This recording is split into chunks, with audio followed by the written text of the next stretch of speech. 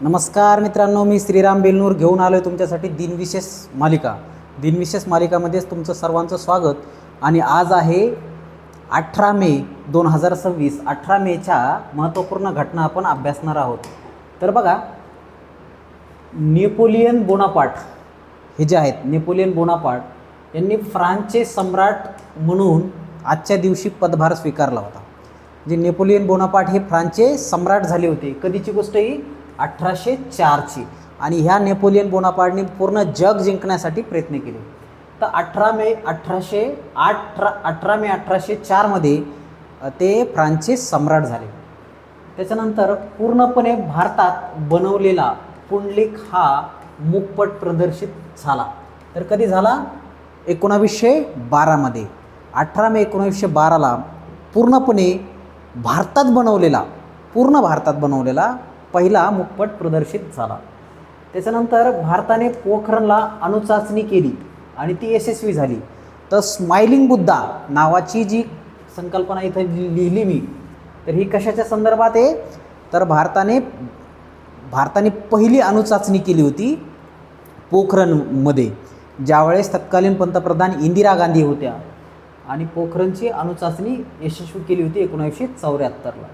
त्याच्यानंतर फ्रान्सच्या TBG रेल्वेने त्यावेळेस रेकॉर्ड केला. किती?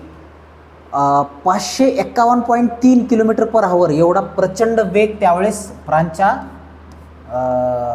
रेल्वेने धारण केला होता. कधी? 1990ला. लक्षात घ्या, 36-37 वर्षापूर्वी. आता याच्यापेक्षा जास्त 600 km/h पेक्षा जास्त वेगानं धावणाऱ्या बुलेट ट्रेन आहेत, परंतु त्यावेळेस हा एक वेग म्हणजे एक विक्रम होता, लक्षात घ्या. त्याच्यानंतर हेलन शेरमल ही पहिली महिला अंतराळवीर बनली. तर हेलन शेरमल ही जी महिला आहे, पहिली महिला जगामधली जी अंतराळवीर बनली. आणि हिनं रशियाच्या अंतराळयानातून प्रवास केला. आणि ही महिला मुळात ब्रिटिश महिला आहे, लक्षात घ्या. तर 1991ला ही घटना घडली. 18 मे 1991ला हेलन शेरमल ही जी महिला आहे, ही पहिली महिला अंतराळवीर बनली. त्याच्यानंतर पुण्याचा जो सुरेंदर चव्हाण आहे, यानं एव्हरेस्ट शिखर सर करण्याचं काम केलं. कधी? 1998ला केलं. त्याच्यानंतर श्रीलंकन सरकारने LTT लिट्टे ज्याला आपण म्हणतो,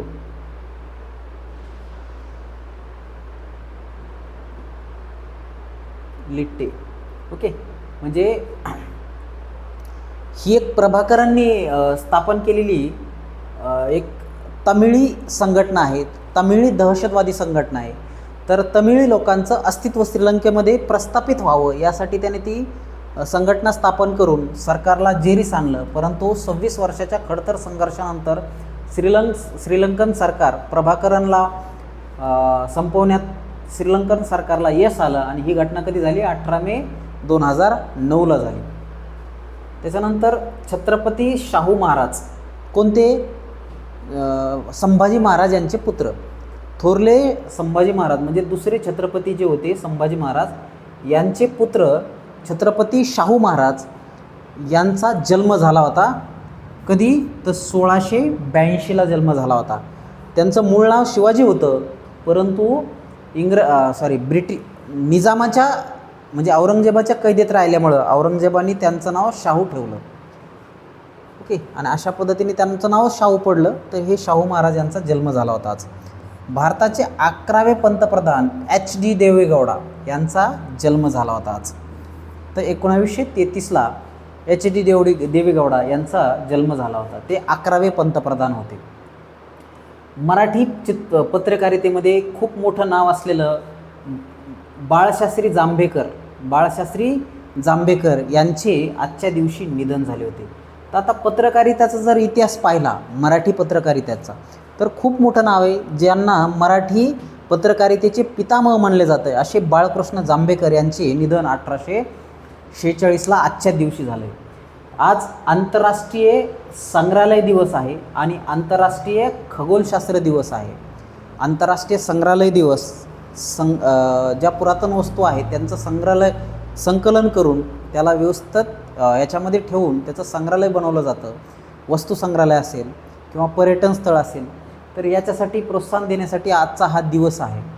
तसंच आज खगोलशास्त्र बघा, आज पहिली महिला अंतराळवीर म्हणून अवकाशात गेली आणि आज खगोलशास्त्र म्हणजे अवकाशाचं जे कुतूहल आपल्याला आहे त्याच्या संदर्भात जाणून घेण्यासाठीचा आजचा दिवस. आणि राष्ट्रीय पातळीवर जर म्हणता तर आज स्माइलिंग बुद्ध आहे. म्हणजे काय, तर आज आपण पहिली अणुचाचणी, आज आपण पहिल्यांदा अणुबॉम्ब सक्षम झालो होतो. लक्षात घ्या, हा अतिशय महत्त्वाचा देशासाठी घडलेली घटना आहे. कारण अणुबॉम्ब ज्याच्याकडं आहे जग त्याच्याकडं इज्जतीने बघतं, त्याला रिस्पेक्ट दिला जातो. अशा पद्धतीचा अणुबॉम्ब जर नसता तर आज अमेरिकेने आपल्यावर सुद्धा आक्रमण केलं असतं, उगाच केलं असतं. ओके, पण आज कोणाची हिंमत आहे का भारताकडं वाकड्या नजरेने बघायची? नाही. कारण त्यावेळेस ते तत्कालीन पंतप्रधान आणि त्यांच्या टीमनी ते धाडस केलं आणि आपण काय म्हणलो, स्माइलिंग बुद्धा. बुद्धाच्या देशामध्ये अणुबॉम्बचं प्रक्षेपण किंवा अणुबॉम्बची चाचणी हा एक खूप मोठा संदेश भारतानं जगाला दिला.